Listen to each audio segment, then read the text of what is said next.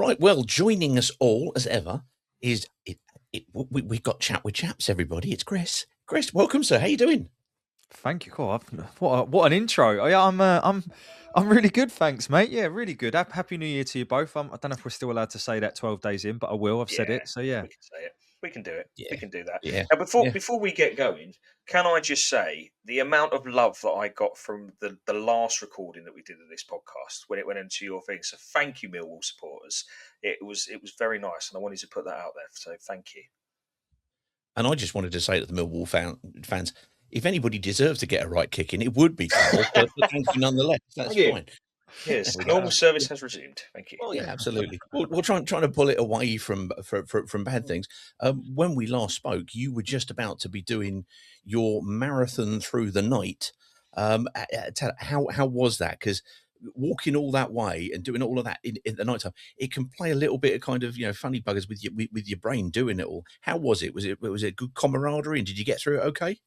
Yeah, I mean, but before I do that, I also want to mention that a massive thank you because there were a number of Watford fans, yourselves included, that donated to the cause. So thank you for that because it means the world. And we're all, unfortunately, in some part of our lives, someone that we love will be affected by cancer. So that's why we do what we do. But no, it was really good. I mean, my ambition would be to run one, but I had a knee replacement a few years back, and that just put paid to that. So walking it was the next best thing.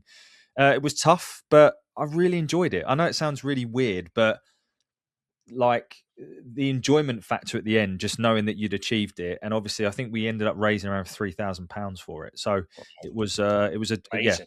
really really good. And I don't know, who knows, might even do it again this year. Incredible stuff. Yeah.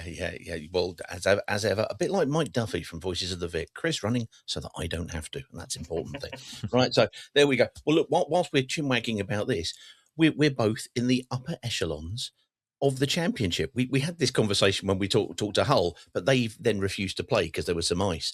But other than that, it's all good. But a fourth and fifth, it's a bit of a 6-pointer at the top, but at the right end for a change. How have you seen everything from Millwall's season so far this season? Oh, it's a bonkers. I know we say it every year, and it's the reason we love the championship. But it's just bonkers. How can we be fifth with a significantly negative goal difference? Like it's just, it really is crazy. I think what is there 10 points separating like 18th and fifth or Yeah. something? I don't Yeah. know. Yeah. Let's claim fourth and fifth while it's still ours. Still. Yeah. We'll go straight down again. Well, we said off air, who had us as fourth and fifth at this stage of the season, and it certainly wasn't any of the three of us. So, look, I think it's great. It's great to be involved there, and I think for me, it's going to be around basic things to say, but who can continue the consistency? Not everyone can, because quite simply, not everyone will be able to mathematically get to that 75-point mark. So some teams will have to drop off. I think injuries have played a massive part for us. We've had practically a whole first team out for most of the season. It's that bad. And I think whoever makes a sensible investment, over January, there hasn't been too much movement, has there really, so far in the championship? But I think whoever goes out and maybe speculates to accumulate a little bit, I think could end up being there. But listen, I'm just happy to be in and around it at this stage of the season, and it's lovely to be going to Watford and in Coventry. I'm going to both games, knowing that we're competing at the top end of the pitch, so we'll take it. I think that word is so important, competing. And you say you're right, it's so tight, but that's exactly. It's a great thing about the championship. I mean, you've had a bit of up and down at the start, but now you've been consistently in and around that playoff area for quite some time and quite stable. But if we look at your home and away record so far this season, there is a definite distinction in terms of your home record: 14 games, 8 wins, 2 draws, 4 defeats, 17 goals for, 17 against. Away, 12 games, only 4 won, 5 draws, 3 defeats. Still pretty good at 1.42 points per game. That's not a bad away record whatsoever, but 1.86 at home is really strong. But that's where your kind of goals against goals, because you scored 12 but conceded 16 away. Is there any difference to how you're setting out away from home, or is it simply, basically everybody down at the Den kind of roaring everybody on this season? It's a really good question. I think Alex Neil certainly tries to set us up different for every game we play, based on whoever it is. Yeah. That's clear. And majority of the time, obviously, based on where we are in the league, he gets that right. But there have been occasions where he gets it wrong. And when he gets it wrong, he gets it horribly wrong. So you would have noticed we've been on the end of a few Tonkins this season. Yeah. We lost, was it 4 or 5-0 at Birmingham? I can't remember, away. We lost with ease at Portsmouth, which obviously is just not really good enough. Distasteful, obviously. Yeah, we lost at home to Coventry easily. We lost at home to Middlesbrough quite easily. I know they're good sides, but these aren't 1-0 losses. We're conceding 3-4 goals. So I think that is one thing. And I guess what I would say is, at the Den, I know everyone at home is usually slightly better, but I do think when we can make the Den a bit of a fortress, I think I'd like to think that the 12th man, as the adage always goes, that does play a part of the Den. No, I think it absolutely does. Looking back over those last 15 games, obviously we are both ignoring the FA Cup. That's not something this season that we want to talk about. But prior to that, you'd had two wins and two draws, and you mentioned some pretty reasonable sides there. I mean, Birmingham at home. We talk about home and away advantage. At home, they're a different animal to how they are away. Absolutely, they are. Again, Pompey, it is a place to go that's a little bit difficult, and we've got them after we play you. So we'll be looking out for that. But again, they're coming to ours. But some decent results. I mean, Southampton is a very good result.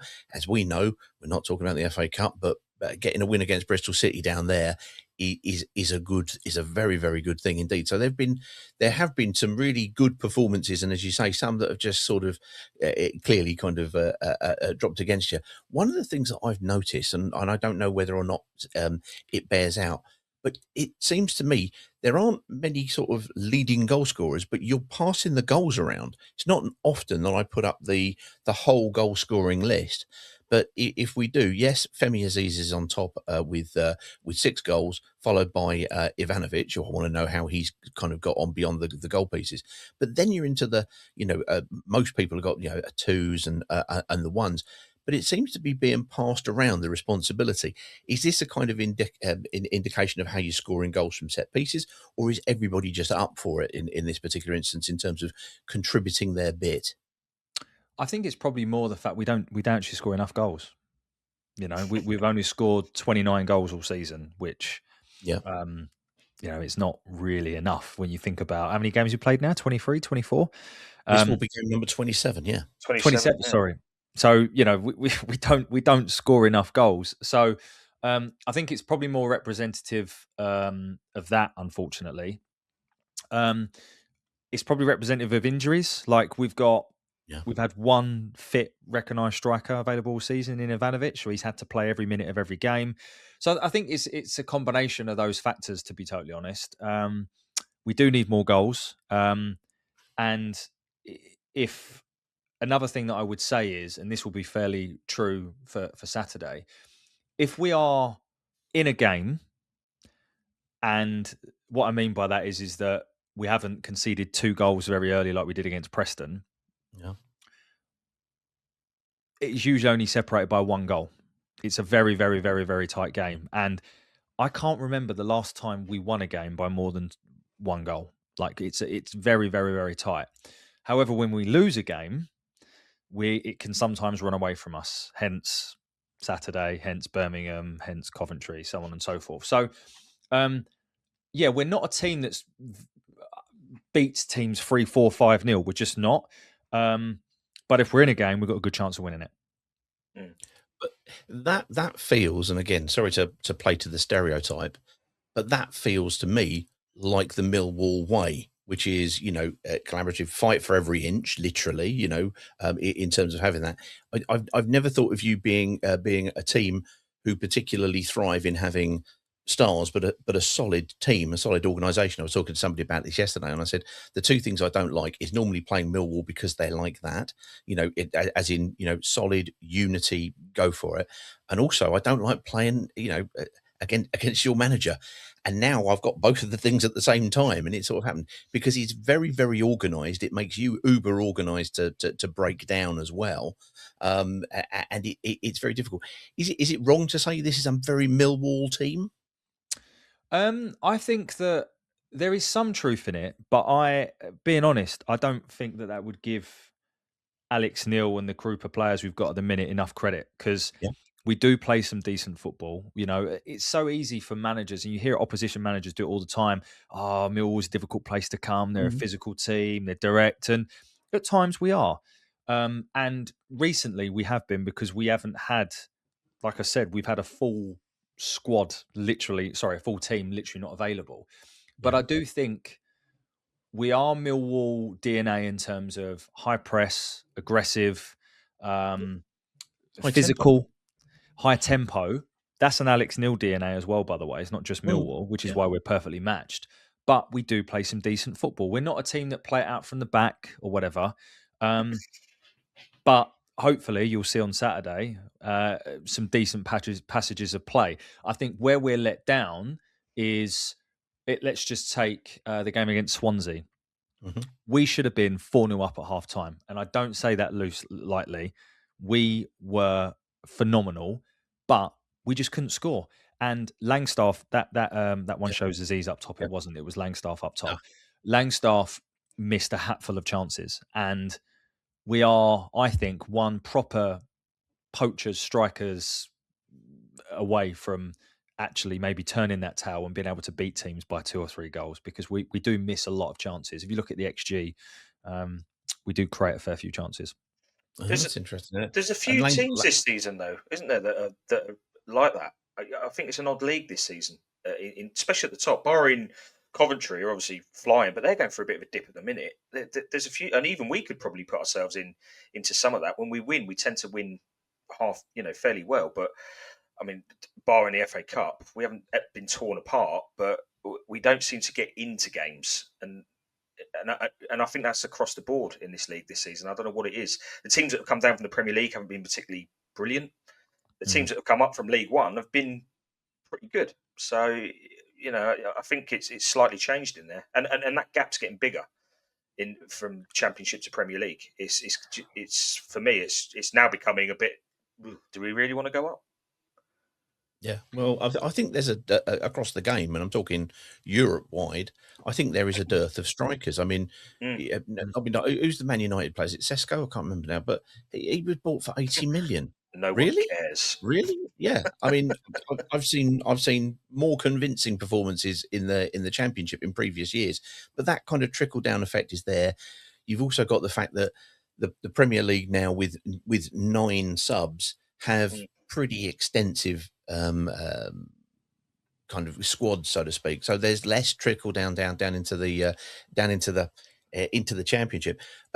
Macaulay Langstaff is really interesting. The reason I didn't bring up the obviously the FA Cup one was because he was up front there, and I thought, oh, that's interesting. I wonder if he played. Let's bring up the league game, which was against Swansea. But as you say, Langstaff was up front, Aziz to the right. That made far more sense, I think. But he is your classic player of let's go and sign somebody from the lower leagues and see if he can step up. He's never quite seemingly done it, and it sounds like that's continuing to be the case. Yeah, I think I would love him to succeed, by the way, because he is from what I know of his personality, Yeah. but what I see on the pitch in terms of his work rate, his endeavour, and his professionalism, he's everything you would want. I think the challenge is he would be an excellent League One striker. I just think top end of the Championship is probably a little bit too far for him. What he does do, though, and if he plays on Saturday, you'll see this, is he sets the press, and he does that really, really well. To Okay. me, there's no surprise that since he's been in the team and partnering Ivanovic up top in a 2, that Ivanovic looks twice the player because he's looked lost at times in a 1, and Right. 2, we are turning the play over really hard at the pitch because Macaulay Langstaff just does not stop running. Unfortunately, though, he needs 4 chances to score a goal, and at this level, you just can't afford that. So, but to your point, I could list half a dozen Championship sides that are all looking for a striker right now. Yeah, Like absolutely. Stoke, the amount of chances they create, but they don't have a proper centre forward. They're another one, right? So there's loads out there. And I guess that's why I said, going back to what I said at the start around who's going to be in the top 6 come the end of the season, it's going to be the team that can find a bit of consistency and maybe go out and get that striker that unearths a gem. I agree. Well, when we played Stoke the other day, second half, they brought on this forward, and I thought he looks really useful. He scored, but he was offside, and he looked really good.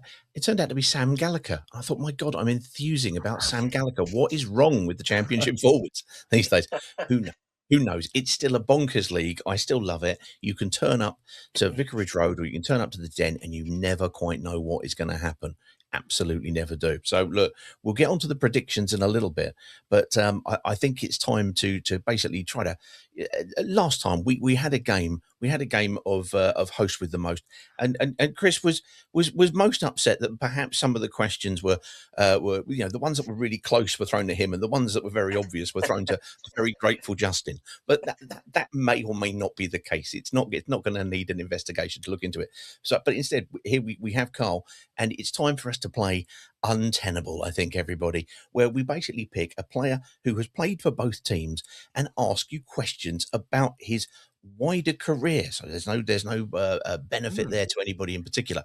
So we're going to play Untenable, and we're going to be playing Darius Henderson Goals Edition. This is good. I like this very much indeed. So we're going to start again with you there, Chris, and ask you to name, if you will, teams that Darius will have scored for. And it can include Watford, and of course it could include Millwall because he played for both of them. The question is, can you guess which ones he scored more for? Because if you select those, you will be getting basically points for goals. Ooh. Chris, first of all, his other teams, and he has played 10, by the way, so this is actually sort of tenable, but you know what I mean. Chris, who would you suggest Darius has scored the most goals for? Oh, God. He wasn't with us very long.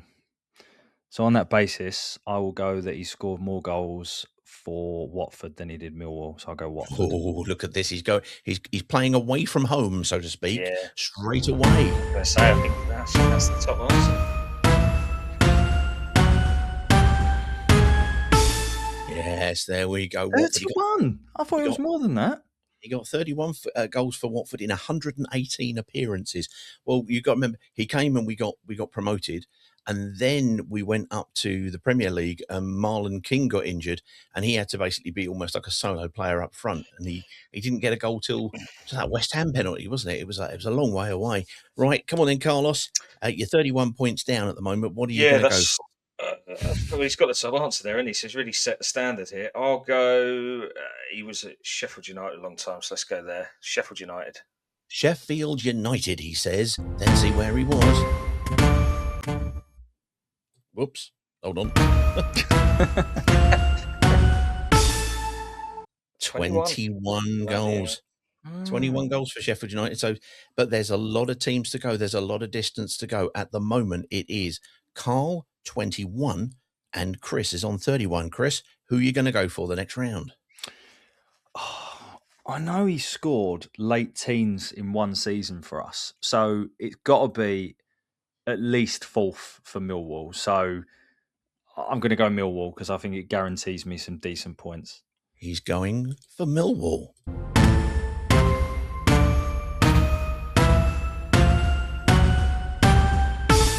Look at this. By way of an apology to Chris for loading the dice last time, this is all going in his favour. This is all going very well for him. Yeah, exactly. Don't worry. We're only ever a couple of rounds away from disaster. Who are you going for then, Carlos? I've only had one guess. I'm already struggling. Right, Darius Henderson. Where else was he? Where did he finish his?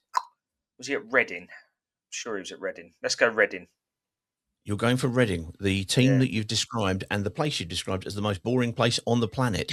Yes, correct. Reading.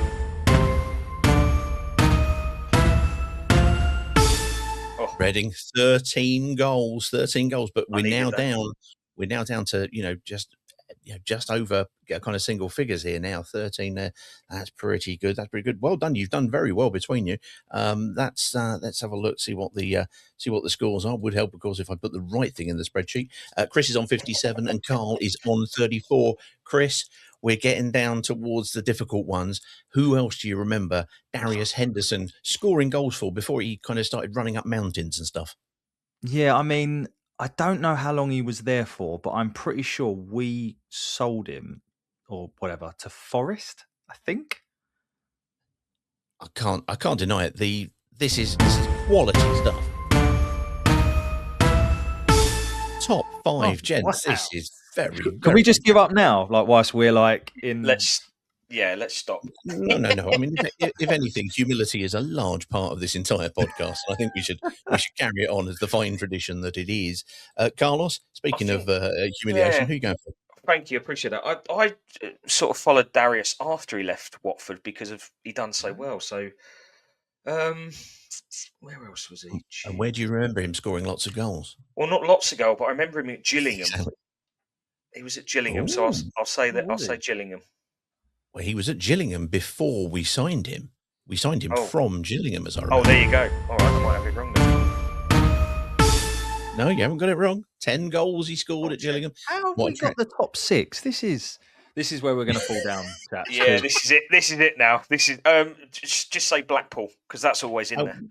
Don't worry, gents. Incompetence is coming. Don't worry. It's on its way. 68 points to Chris at the moment, leading Carl, who is on 44. Go on, Chris. Who are you saying?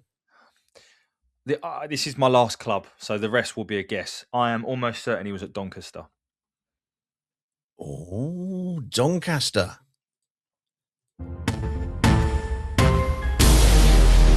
He was not at Doncaster. He was not at Doncaster. You just lost one of your 2 lives there, Chris. So, Carlos, an opportunity here that if you got every single one, you probably still wouldn't catch up, but never mind. Let's try and use there's only 2 teams that I'm adamant he was at that I'm fairly sure.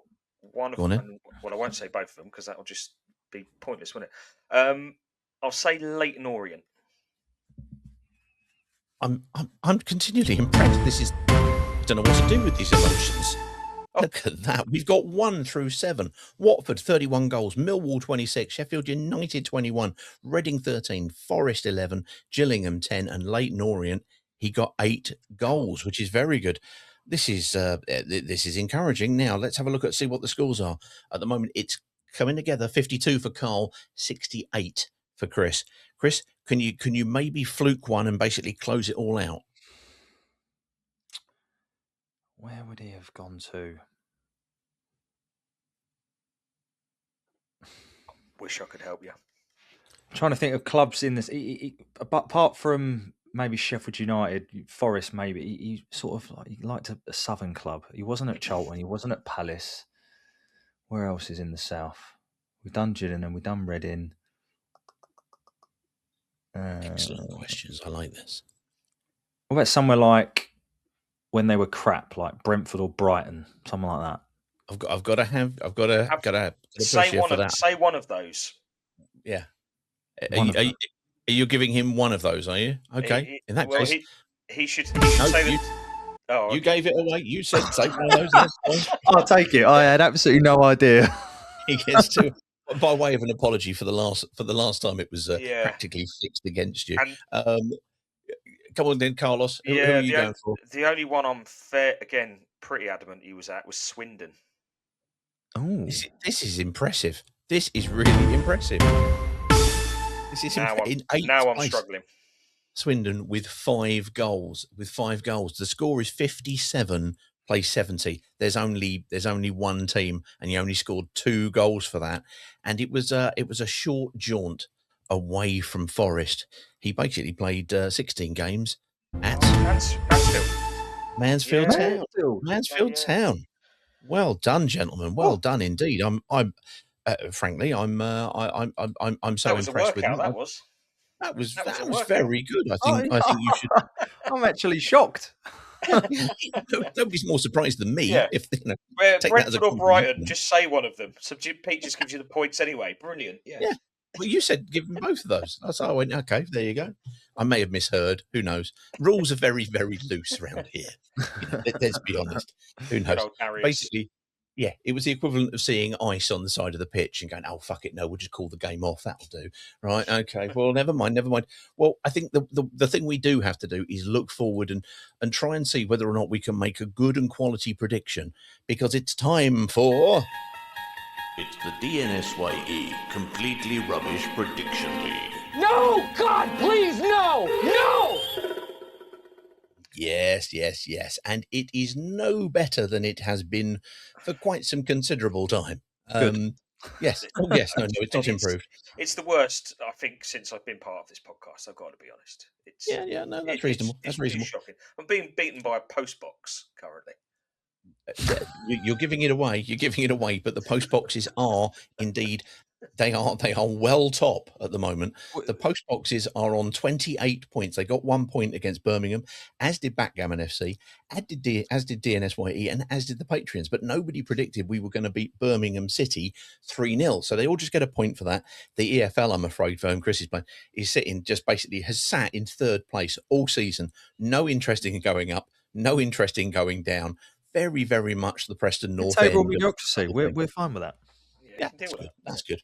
But what can we say? So we turn to take a look at Millwall, at the Lions coming to the Hornets, and what are people saying? Well, let's start off with the league leaders for a change, shall we? Fortunately, we don't have any poo packets in this particular box, which is nice, if you'll excuse the expression. But an exciting set of post-Christmas post has gone. So that's going for Watford 4, Millwall 3, which is that'd be a barnstormer. I think most people would go, that'd be quite good, except for Chris, who go, yeah, you got that the wrong way round. Never mind. The Patreons have once again gone for Desmond Tutu and sent me their lovely logo as well, so that's good. But let's go across to our guest, shall we? So Chris, what do you think the score is going to be when Watford welcome the Lions? This is a really difficult one because I don't know. I've been really impressed by some of your play in the last few weeks. This is me being serious. Sorry, by the way. You got you got some players that I'm quite envious of. You probably got the best central midfielder in the league, and then you've got Chat Vatadze on top of that, and you've got Iran Kunda that he probably doesn't know what he's going to do, which means we don't. And you've got Pollock, who I know he blows hot and cold on your fan base, but I really, really like him. So that's 4 players there that I would take all of them. So, and I've probably missed some players. So it's really difficult. I'll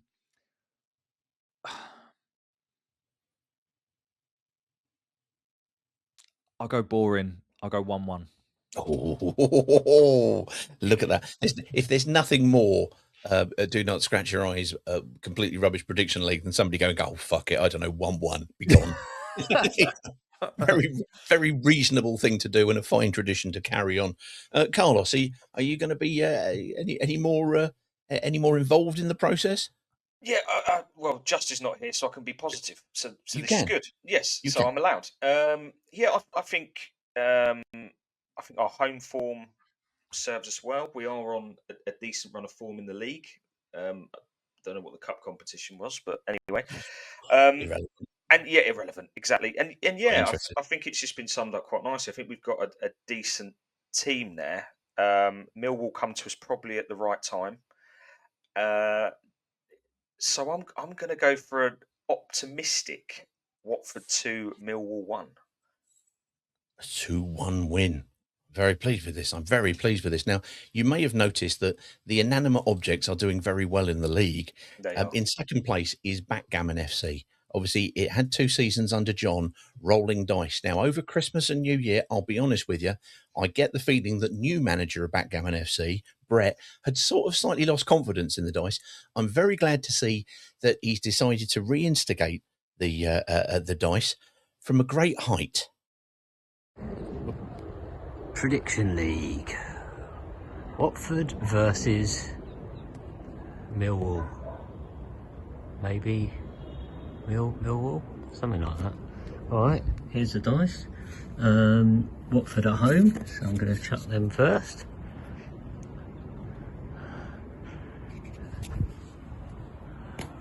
they've gone. And now Millwall.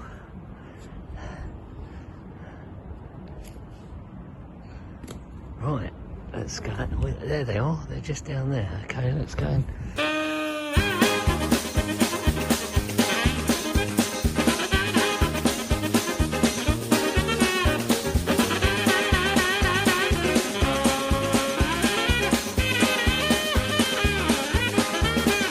Okay, Watford 3 minus 2 is 1, and Mill 6 minus 2 is 4. 4-1. Oh dear, dear, dear, dear. The FA Cup really has ruined us. Well, there you go. I've really missed Brett's videos live to watch them like this, because normally I catch them when we watch it. So it's lovely to have the house tour. He's all moved in now. He needs to get somebody in there to sort his turf out. That pitch is unplayable. It looks awful. For Mate, that anybody was who's nice. for anybody who's listening to this on probably on about maybe the third floor of a townhouse, he's thrown the dice from the top. These are sponge dice, so they didn't kind of they didn't otherwise. Good job, otherwise they'd have embedded in what can only be described as the slightly muddy, wet turf. And then he ran down. And you got the idea when he ran down, and that was it. But he's basically gone 4-1 to Millwall. I mean, you'll be taking that all day long and twice on Saturday, won't you, there, Chris? Yeah, I quite like him. He can come back again. You said this has got worse. This has definitely got better. These predictions, I love it. Yeah, but you've not met Brett. It's not advisable. He's messaging me daily to do push-ups at the moment, so I'm trying to avoid him at all costs. I've got to be honest. I like the fact he's not going for me for that. Well, know your audience. That's what I'm saying. Yeah, exactly. Excellent stuff. Well, so what have we got? Carl has gone 2-1 to the Hornets.